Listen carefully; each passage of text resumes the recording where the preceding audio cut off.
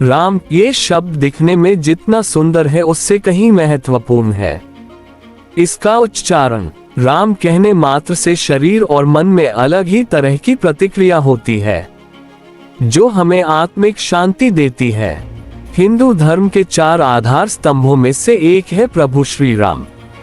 भगवान श्री राम ने एक आदर्श चरित्र प्रस्तुत कर समाज को एक सूत्र में बांधा था। भारत की आत्मा भी मानी जाती है प्रभु श्री राम जी को। आओ जानते हैं उनके बारे में रोचक तथ्य। भगवान राम एक ऐतिहासिक महापुरुष थे और इसके पर्याप्त प्रमाण हैं। शोधानुसार पता चलता है कि भगवान राम का जन्म 5114 ईस्वी पूर्व में हुआ था। चैत्र मास की नवमी को रामनवमी के रूप में ये जन्मोत्सव मनाया जाता है। उपरोक्त जन्म का समय राम की वंश परंपरा और उनकी पीढ़ियों से भी सिद्ध होती है। अयोध्या के इतिहास और अयोध्या की वंशावली से भी यह सिद्ध होती है। तो आज का हमारा टॉपिक है प्रभु श्री रामचंद्र जी पर। आप खुद को सनातनी मानते हैं और खुद को एक सच्चा हिंदू मानते हैं तो चैनल को सब्सक्राइब करें। तो बढ़ते हैं आगे। प्रभु श्री राम जी को वनवासी और आदिवासियों के पूजनीय भी माना जाता है। भगवान राम को 14 वर्ष का वनवास हुआ था। उनमें से 12 वर्ष उन्होंने जंगल में रहकर ही काटे।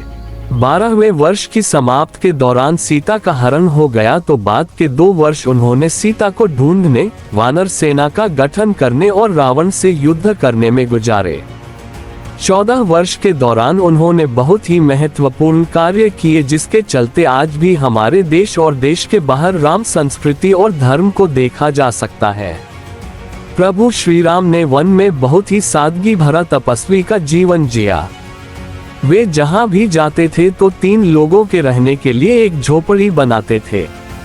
वहीं भूमि पर सोते, रोज कंदमूल लाकर खाते थे और प्रतिदिन साधना करते थे। उनके तन पर खुद के ही बनाए हुए वस्त्र होते थे। धनुष और बाण से वे जंगलों में राक्षसों और हिंसक पशुओं से सभी की रक्षा करते थे। इस दौरान उन्होंने देश के सभी संतों के आश्रमों को बर्बर लोगों के आतंक से बचाया।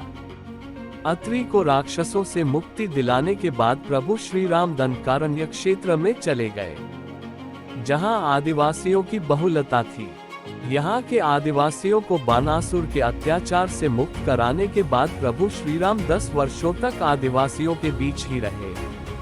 उन्होंने वनवासी और आदिवासियों के अलावा निषाद, वानर, मतंग और रीछ समाज के लोगों को भी धर्म, कर्म और वेदों की शिक्षा दी। वन में रहकर उन्होंने वनवासी और आदिवासियों को धनुष एवं बाण बनाना सिखाया, तन पर कपड़े पहनना सिखाया, गुफाओं का उपयोग रहने के लिए कैसे करें ये बताया, और धर्म के मार्ग पर चलकर अपने रीति रिवाज कैसे संपन्न करें ये भी बताया। उन्होंने आदिवासियों के बीच परिवार की धारणा का भी विकास किया और एक दूसरे का सम्मान करना भी सिखाया। उन्हीं के कारण हमारे देश में आदिवासियों के कबीले नहीं, समुदाय होते हैं। उन्हीं के कारण ही देश भर के आदिवासियों के रीति रिवाजों में समानता पाई जाती है। भगवान श्री राम ने ही सर्वप्रथम भारत की सभी जातियों और संप्रदायों को एक सूत्र में बांधने का कार्य अपने 14 वर्ष के वनवास के दौरान किया था। एक भारत का निर्माण कर उन्होंने सभी भारतीयों के साथ मिलकर अखंड भारत की स्थापना की थी।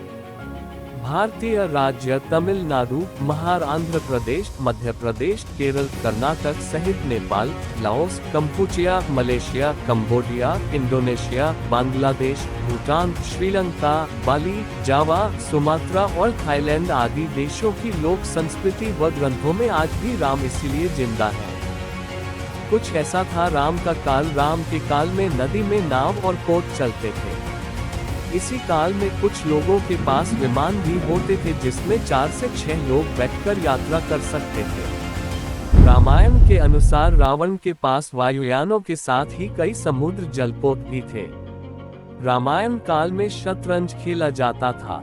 इस खेल का आविष्कार लंका के राजा रावण की रानी मंदोदरी ने किया था, तब इसे चतुरंग कहा जाता था।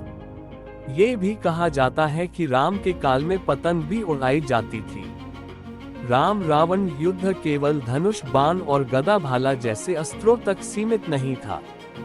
कहते हैं कि युद्ध के दौरान राम सेना पर सद्धासुर ने ऐसा विकट अस्त्र छोड़ा जिससे सुवेल पर्वत की चोटी को सागर में गिराते हुए सीधे दक्षिण भारत के गिरी को भी समुद्र में गिरा दिया था। सद्धासुर का अंत करने के लिए बिजली के आविष्कारक मुनि अगस्त्य ने सद्धासुर के ऊपर ब्रह्मास्त्र छुड़वाया था, जिससे सद्धासुर और अनेक सैनिक तो मारे ही गए, लंका के शिव मंदिर भी विस्फोट के साथ बहकर समुद्र में गिर गए थे। प्रभु श्री राम के कार्य महान थे और आज भी उनको सबसे ज्यादा माना जाता है, और उन्हीं के कारण हमारी संस्कृति आज आगे बढ़ गई है। जब राम 14 साल का वनवास करके अपने घर वापस आए थे, तब अयोध्या में दिवाली मनाई गई थी। तो आज प्रभु श्री राम की प्राण प्रतिष्ठा अयोध्या में हो गई है और अयोध्या में भव्य मंदिर का निर्माण भी किया गया है। तो प्रभु श्री राम के लिए वीडियो को एक लाइक जरूर करिए और कमेंट में लिखिए जय श्री राम। तो मिलते हैं अगली वीडियो में। चैनल को लाइक कमेंट शेयर जरूर कीजिए और चैनल को सब्सक्राइब कर दीजिए। तो मिलते हैं नेक्स्ट वीडियो में। धन्यवाद।